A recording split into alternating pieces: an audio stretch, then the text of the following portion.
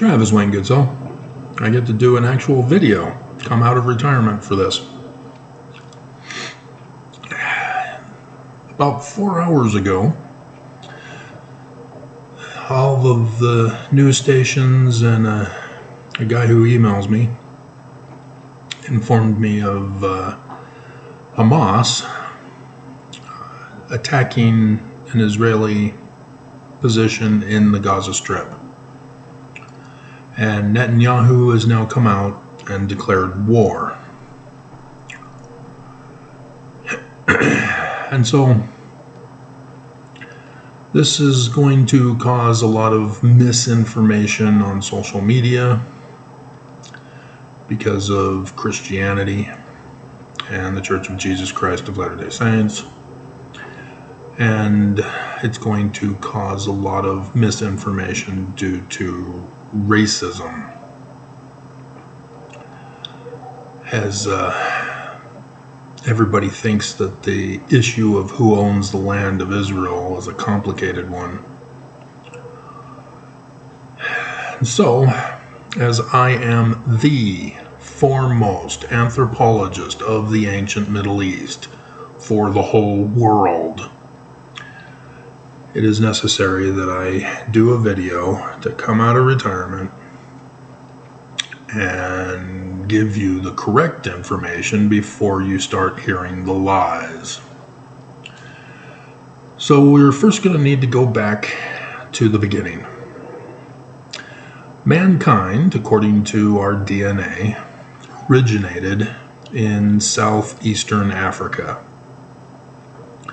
And over the course of millennia, our ancestors began to migrate upward into the Nile Delta, and their civilization began. Religion, government, language, all began. And as they continued to migrate over the millennia, they spread all over the world and devolved the origins of Egypt as they migrated out, changing the language and making adjustments to government, religion, ritual, and traditions according to where they lived. And so you can trace everything back to Egypt as to what the origin of the particular function came from. And Israel, Israel was originally part of Egypt. And as we get into more of the modern times, still in the BCs, you have encroachments by the Hatti and what later became the Hittites. But for the most part, they stayed there in Turkey. And it was Armageddon 1, Harmageddo, in which the Hittites encroached into Israel, Canaan, all the way down to that valley of Harmageddo, the mountain of Armageddon. So if you have a mountain, you have a valley. And that's where they prepared to confront Pharaoh, David, Moses, and his army. I am transliterating for you. And in that battle, the Pharaoh of Egypt was able to push back the Hittites, reclaim the land. And then to ensure his land, he kept on going all the way up to the Euphrates, thus expanded the Egyptian empire to its greatest point. It never expanded beyond that. But during the midst of Armageddon, he took a vacation. I guess pharaohs can do that. And went to the mountains where there was a hamlet of Salem. And there he vacationed. And yes, this is where the stories of David and Bathsheba come from, because it's David Moses the Fourth. And they didn't have a temple in that location. It was just a hamlet. But after his visit, having secured the land, thus all of the tribal leaders or tributary kings, depending on the size of their community, now had to give loyalty and tribute to Pharaoh. That's the whole point about reclaiming the land from the Hittites, is to restore the tribute back to Egypt that the Hittites were now taking. And so this is the origin of King David. And so Israel, current Israel, the Jews, are wrong to believe that King David had his independent kingdom for just Israel. And yet still to this day, archaeological Jews are taking up all of the land around the temple, expecting that they'll eventually find proof that King David did found the location as the king of Israel. They'll never find it, because like I said, it's in the Egyptian documents. It was David Moses the Fourth.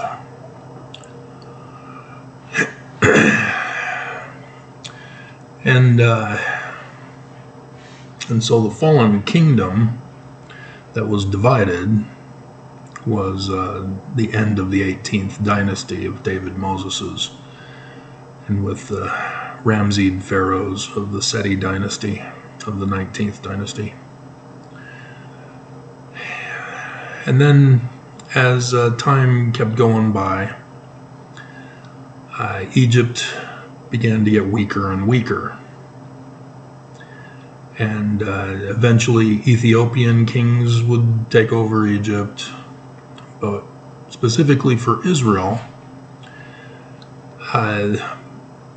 Assyria came around and were heavily involved in trade with northern Israel. And eventually got to the point where Assyria decided to deport the northern Israelites back into Assyria and transplant Assyrians in northern Israel.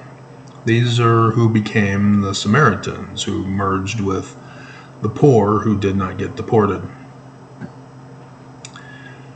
And then you get to Babylon that took over Assyria. And so they then went with their army to inform everybody they now need to give tribute to the new king on the block. And they then expanded into Judah, the lower half of Israel, and conquered the kingdom of Jerusalem, replacing the king with Zedekiah. And instead of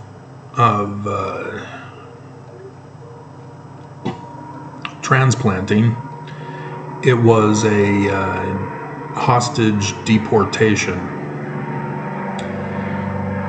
Israelites or Judahites,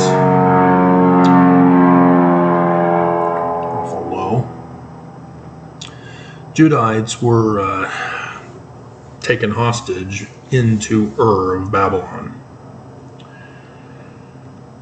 and were fully assimilated into the Babylonian culture.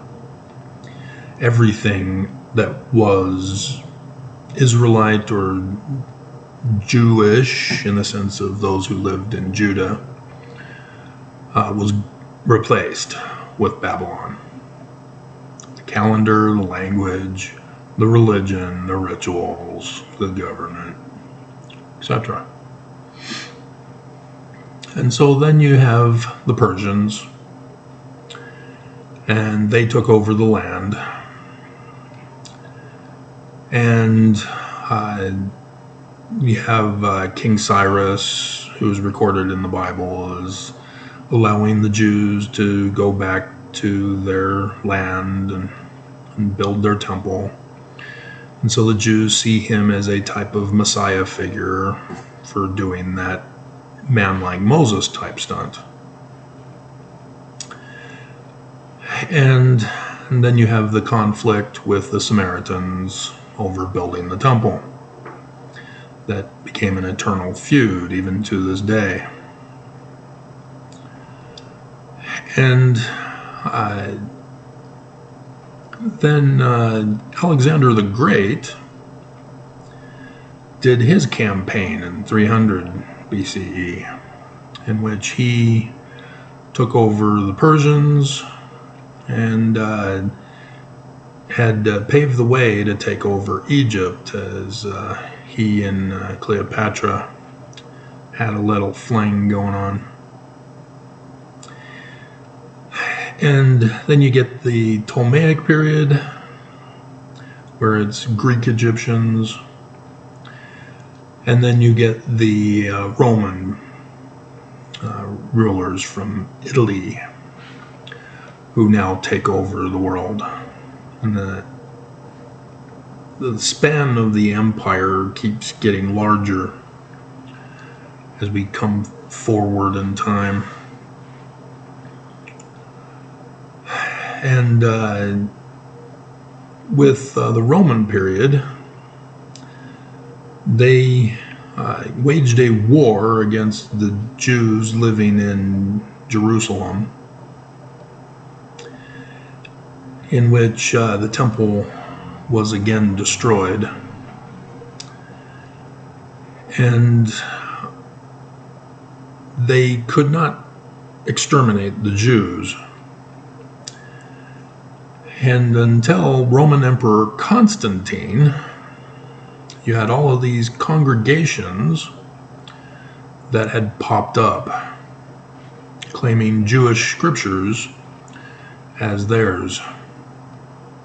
But Constantine wanted to fully exterminate and replace the Jews, and thus created Christianity in 325 CE with the Nicene Council and the Nicene Creed, creating a Christ that he defined with a brand new word as not real. And turned the Jewish prophetic latter-day scriptures of the hope of a future Messiah to save them into literal history. And so now, instead of the hope for a future Christ, Christians were now blaming the Jews for murdering their not real Christ. And so the war of the Jews escalates, and they're chased throughout Europe over the next many centuries, even to this day. And then in 600 CE, Muhammad begins. The Quran is written, and he goes on a scorched earth campaign to convert or die. That was the options that the various tribes had who confronted Muhammad's army. And then after they burned down the village, they would erect a little mosque over the ruins. Thus, the mosque on Jerusalem's Temple Mount. And his campaign was widespread enough that we still have Islamic Arabs to this day who inhabit the majority of the land in the Middle East. Egypt no longer is inhabited by Egyptians. They're only called Egyptians because they live in Egypt. But they are Saudi Arabians, thus Arabs, Arab Saudi Arabians, who were converted by Muhammad's Islam.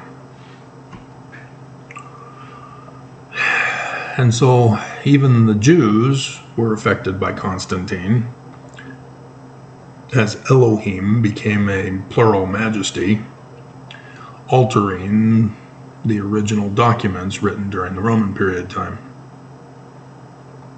screwing up the translation, and thus Joseph Smith was correct in the King Follett Discourse. And so today, after World War II and the Holocaust of the Jews for being Jews, and again, it was justified because of the appeal to Christians that the Jews were responsible for murdering Jesus. The Jews had the 7-Day War in which they took back Israel, or at least Jerusalem. And so then there's been United Nations in America and lots of fighting and arguing and debating and contending over who has a right to stay on the land. As the Palestinians claim it's their land only because they've occupied it. More recently, versus the Jews who came there by military force to occupy the land. And so it's this context that needs to be understood. That all of the complaints about who owns what does not factor in the origin story that I just gave you. We are all of the same human family. There shouldn't be any fighting for land. It's because of the de-evolution of religion that deceives people into believing them so that they can control your agency and justify crimes and murders in behalf of their deity. And so, Christians interpret the Bible literally, in that they believe that Jesus is going to literally come, although some are concerned that it may just be a spiritual coming, because he's not real, to destroy the wicked and establish the kingdom of Zion for the millennial reign of peace. This is a false narrative, but as Albert Pike wrote to Giuseppe Mazzini, they're going to use that against Christians to purposely escalate religion, Christianity, to the point of turning the people of the religion into extremists, to cause the problems, thinking they're going to bring about Jesus' coming by doing so. And so also part of that was that Islam and Jerusalem, the Jews, would go at it and destroy each other. That's what we're now witnessing here, because this is the latter days. They've purposely plotted this.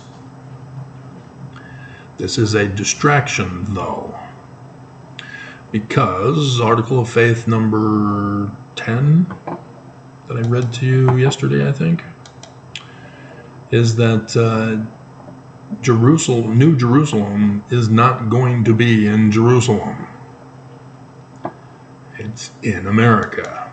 That was Joseph Smith's religious understanding and the learning of the Jews. Yeah, we believe in the literal gathering of Israel and the restoration of the 10 tribes, that Zion, the New Jerusalem, will be built upon the American continent. And so, yes, I know there are those who go to Isaiah and says that Zion is different from New Jerusalem, as it only says Jerusalem. Let's bring that up, because it's in the Book of Mormon as well, which should tell you that it doesn't mean Christian interpretation.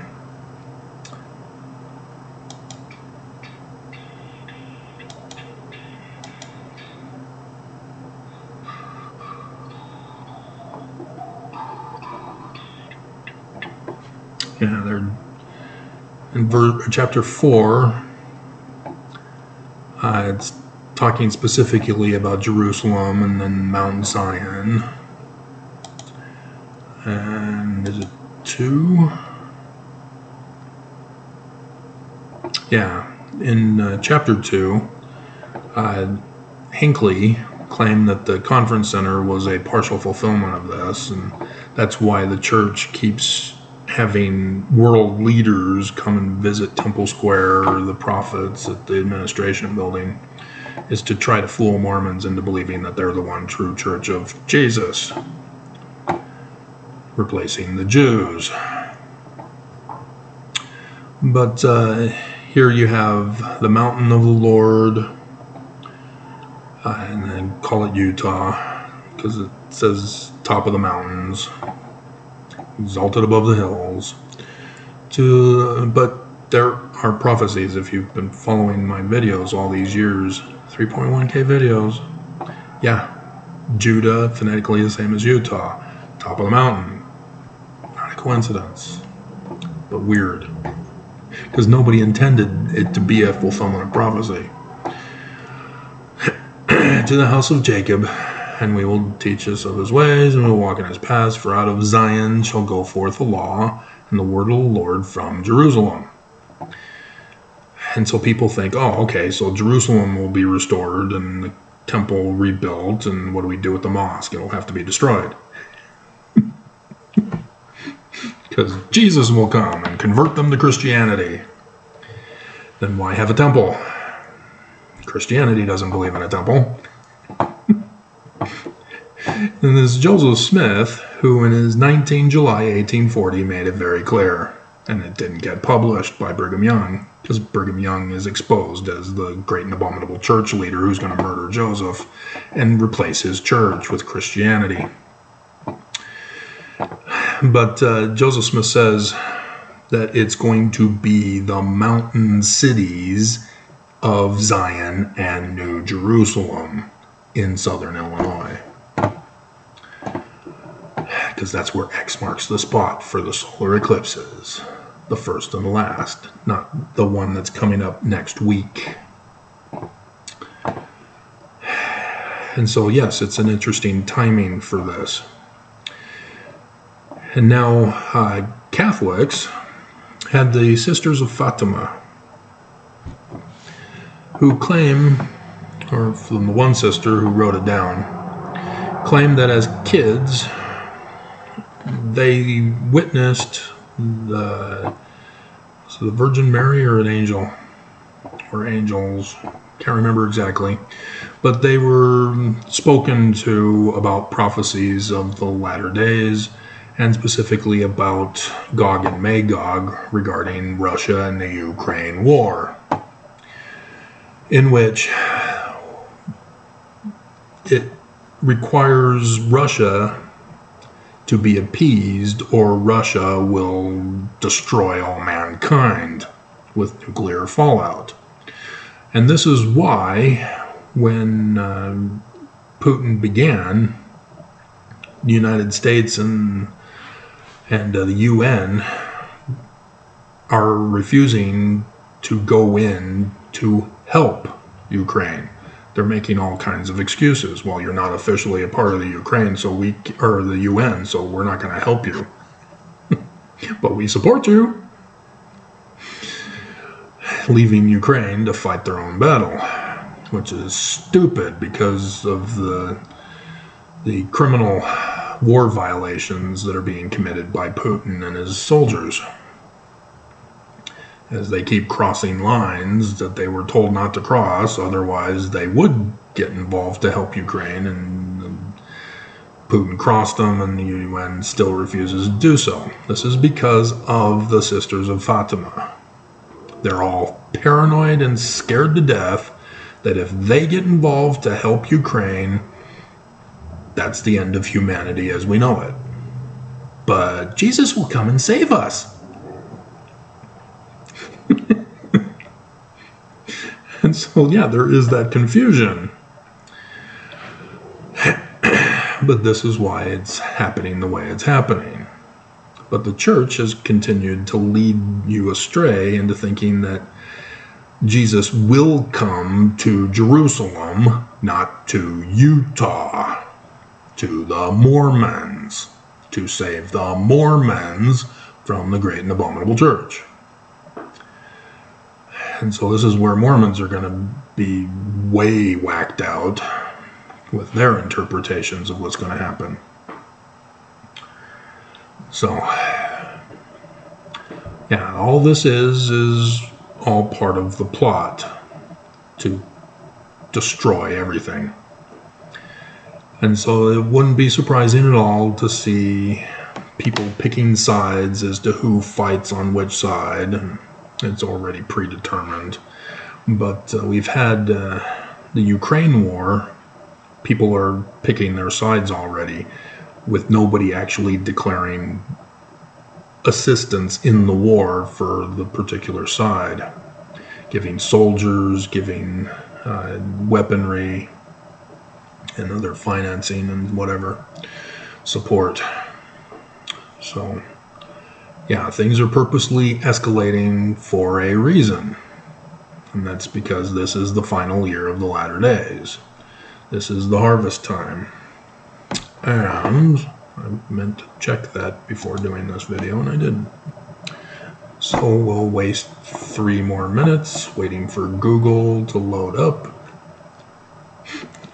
And check the Hebrew calendar, which is Babylonian influence, but nonetheless is what the Smiths were utilizing. Seriously?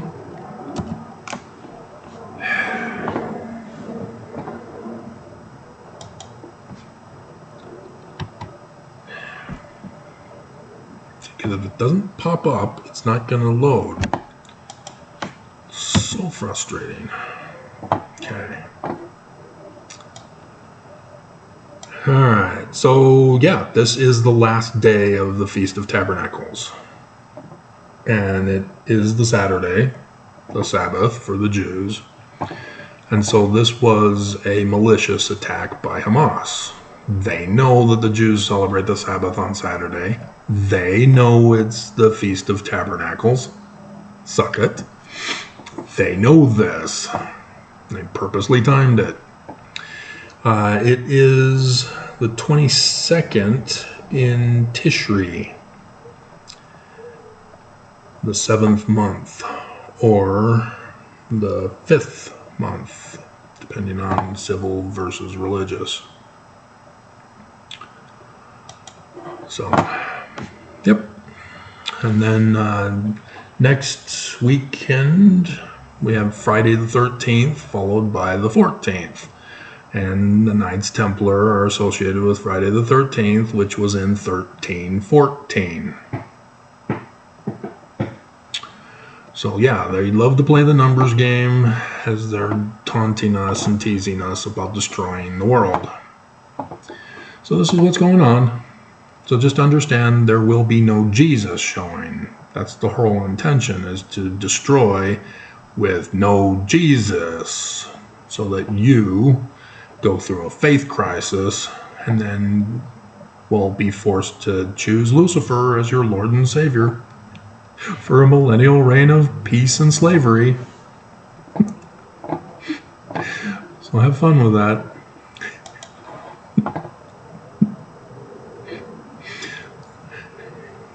Sponsored by the Church of Jesus Christ of Latter-day Saints. Paid for by your tithing money, too.